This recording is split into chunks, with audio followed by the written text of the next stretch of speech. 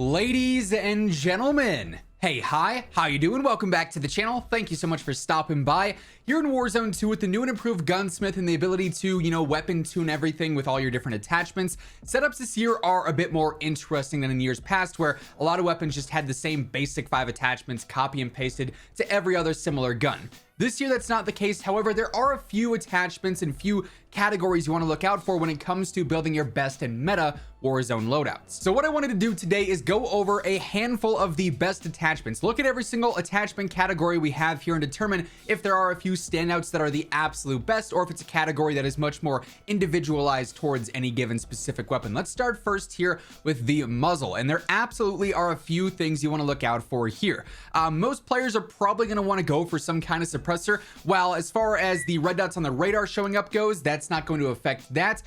You do have the compass in game which shows red dots, and it's pretty obvious where you are between being able to hear shots and seeing the red dots on the compass in game. So using that suppressor is going to help out with that. And basically what you want to be looking for in a suppressor is the ones with the minimal cons. Like for instance, the Polar Fire S is one of these that is on a lot of different weapons here. I wanted to use the SPR as an example because it has the most attachment spots available compared to rifles or SMGs, just so we can cover it all on one gun, right? But this is something that is widely available. There's other suppressors that have basically the exact same pros and cons list. I think the Echoless 80 is one of them as well, where basically it's got 4 pros between sound suppression, which obviously is going to keep you off of that compass, but also a little bit quieter. The bullet velocity and damage range increases, which are nice added bonuses and very essential for Warzone gameplay, and also recoil smoothness, which mainly is not going to be a major impact, but as True Game Data has tested in his super in-depth recoil pattern video, it helps a super small amount with some recoil. So you're getting a little benefit there, but it's not super important. The other 3 benefits are what we're focused on there. You'll notice it's only hurting ADS and stability, and those are things you can absolutely gain back on other attachments or through weapon tuning. So things like the Polar Fire S here are phenomenal. You might look at other ones, like for instance the Echo line here, which is terrible. It's going to hurt your damage range and your ADS walking speed and all sorts of stuff there. That's a rough one. The Zulu here is going to hurt your ADS speed and your stability and everything there. So you want to avoid using ones like that. You want to basically be looking for minimal cons here with your suppressors there. You could in some cases use some of the different muzzles. For instance, the Sack and Shred is a great one here for better horizontal and vertical control. A lot of these do similar things though, with better vertical, better horizontal. You're just going to be a lot louder and obviously show up on that compass. So that's why suppressors are mainly the go-to there. Now for barrels, basically every single gun has the same amount of options between certain barrels that help out with range and velocity, other ones that help out with ADS speed, and they'll hurt the opposite there. If it has better ADS, it's probably hurting range and velocity. If it has better velocity and range, it's probably hurting ADS. Basically, there's no true best option for barrels. It's whatever is going to complement your gun's playstyle and where you're trying to engage with the most. So if you want a super close range weapon, you might want to go for fast ADS speed. If you want something long range and accurate, obviously you're going to want to go for control and damage range and velocity. There's no real best option here. For lasers, it is a very, very clear choice. It is the Olay laser or the 7 milliwatt laser. Those are the two basically that are different names, but they have the same exact stats here of an increased ADS speed and an increased sprint to fire speed. Also, you get some better stability on there as well. So those are 3 huge pros for Warzone gameplay, whether you're playing close range, medium range, or long range. The only cons with these is that your laser shows, and so long as you're not pre-aiming very obvious angles, that's not a problem. Like in an actual gunfight, your laser showing is not an issue. So the Olay laser, or the 7 milliwatt laser as it's also named on some other weapons, absolutely the best choices there. Now for optics, this is largely preference based. Some players really like one specific optic because they're super comfortable with it. They like the way it looks. And if that's the case for you, go for that optic. Absolutely. There are a few optics here for close, medium, and long range that I do want to point out that are really good in my opinion though. For close range, it is easily the Cronin Mini Pro, which is basically your basic blue dot, or also the Slimline Pro, which should now be unlocked for all players. And this is your basic reflex sight, basic red dot sight. Those are super clean and super easy to keep tracking with players at a close range. Now for medium range and potentially even some long range, there's also 2 other good options here. The VOK 4x is pretty solid. This is very similar to your VOK 3x back in MW 2019 and Warzone 1, common attachment, super popular attachment there.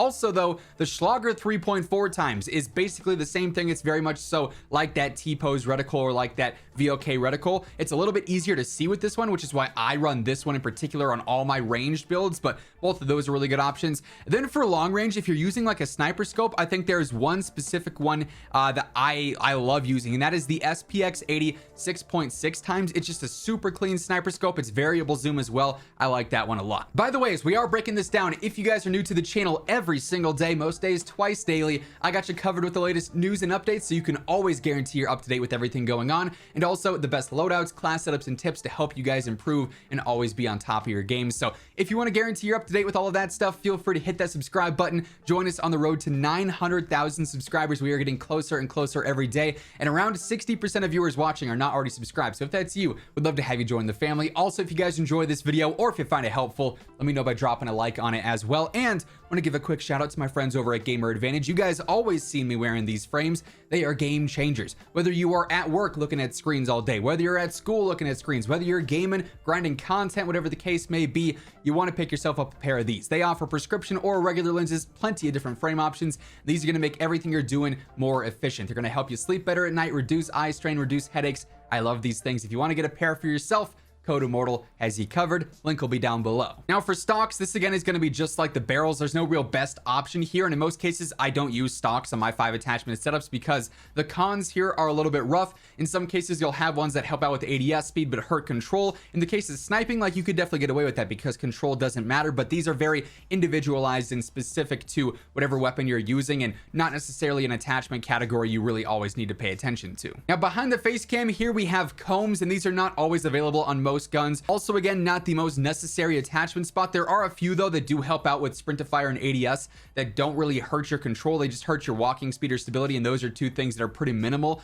You can again always tune to counter that. So the combs that help out with stuff like that and don't hurt your recoil, you could certainly take advantage of. Now for rear grips, really the best option in my opinion is usually the one that ends up increasing your control and only hurting your stability. Again, you can always tune for better stability, and with the control increasing grips, you can always tune for slightly faster ADS and whatnot. The other option, if you're using more of a close range based weapon, would be any rear grip that helps out with that sprint to fire and ADS. You could always again tune for slightly better control and then maximize that sprint to fire if you wanted to as well. So those are the two main ones you want to look out for. They always have different names, but better control or better sprint to fire and ADS, those are the rear grips that are going to be the most impactful. Now another attachment spot that's not widely available is the bolts. This is just like for snipers and marksman rifles. I'd always go for the one that has better rechambering speed. It's going to make your fire rate a little bit faster, so that one's pretty obvious. But again, this also is not something I'm widely using even on these specific weapons. You also have the magazine. Sometimes it's also a loader in the case of a few weapons. There's like speed loaders and whatnot. Certain weapons are going to need extended mags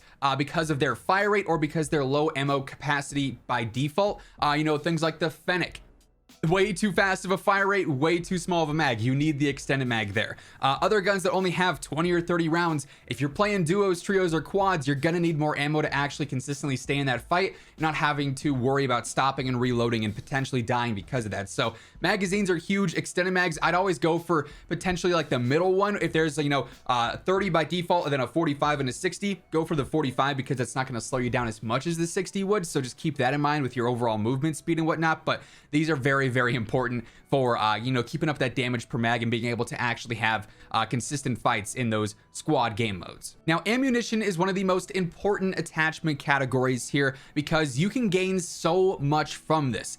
By far the best option for ammunition, which unfortunately is not available on all guns, SMGs don't always have it, but high velocity rounds. These are available on so many different guns in the game, and the reason that these are so good is because they're going to give you better velocity as is, which is already huge for Warzone gameplay. You'll notice it does hurt your damage range, but we are easily getting that back between using the better barrel or the better muzzle, you know what I'm saying? So that's not a huge con whatsoever. Plus, if you equip those and you have your weapon maxed and you can tune it, you can tune this all the way for better damage range and all the way for better velocity with no real cons there whatsoever. So they are a cheat code to getting some extra free stats and some extra free benefits, if you will, on your weapons. So high velocity ammo is a huge W. Unfortunately, like I said, though, it's not always available. If it's not, I feel like overpressured could work. If you have an attachment spot available, you could throw these on. Your targets will have more flinch. You could do the same thing and tune these for max range and velocity. It's not going to give you a ton, but it's a little something extra that can actually benefit in some fights here and there. So high velo is great, overpressured aren't bad. Now for underbarrels, we do got to switch to more of a standard weapon here so we can see all these options. There are a ton of different underbarrels here. You'll notice though, a lot of them end up doing the same thing. You'll notice it's stability, accuracy, stabilization. Really what you want to focus on here are the different attachments that are going to help out with actual recoil. So things that increase your steadiness, that's all general recoil. Things that are very basic, plus vertical, plus horizontal control, that's obviously huge as well. Things like smoothness and stabilization are going to help out with sway, or very minimal, as I said earlier with the smoothness, very minimal changes to your recoil pattern. In my opinion, things like the lock grip precision are hugely beneficial because as you can see, it's going to help out with your steadiness, so that's all recoil pattern as is. But then you can tune it for a faster ADS, so you get that nice added benefit there and sort of counteract the con there. Also better hip walking speed as well. I think that's pretty solid. Things like the pineapple are pretty good too. Just the basic foregrips aren't bad. Most of the time, if I'm using an underbarrel, it's going to be one of these more standard foregrips and not one of the just basic grips here, because the stabilization and stability aren't really super necessary in most cases. You could certainly go through and, you know, tune some of these for better stabilization or better ADS speed, better stability as well, but that's not always necessary. But that being said, those are the things you really want to look out for in every single attachment category. Hopefully this one helped you guys out, helped you figure out what you really want to, you know, be paying attention to when you're building your loadout. Of course, we'll have plenty of different loadout videos on the channel all throughout the year between MW2 and Warzone 2, guiding you guys as to what some of the better attachments are, and you can go from there based on what you need for your specific playstyle. But that is going to wrap things up for this one. If you guys enjoyed, let me know by dropping a like on it, and if you're new here, feel free to hit that subscribe button. Join us on the road to 900,000 subs. That way you can always guarantee you're up to date with all things going on in COD. But once again, thank you so much for tuning in, and until next time, take it easy, have an awesome rest of your day, and I'll catch you guys later. Peace out.